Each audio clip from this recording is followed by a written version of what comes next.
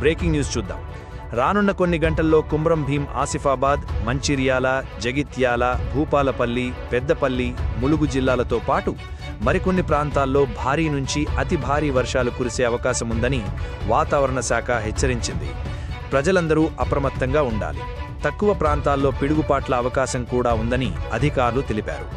రేపటి నుంచి 3 నుంచి 4 రోజుల వరకు తెలంగాణలో చాలా ప్రాంతాలు ముసురు వానల ప్రభావంలో ఉండనున్నాయి.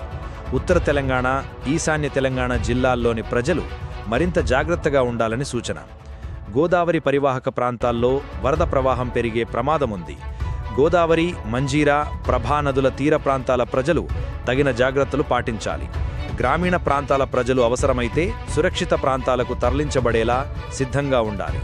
అధికార యంత్రాంగం కూడా 24 గంటల అప్రమత్తతతో వ్యవహరించాలని వాతావరణ శాఖ సూచించింది. వాహనదారులు, రైతులు, విద్యార్థులు అవసరమైన సావధానతలు తీసుకోవాలని సూచన.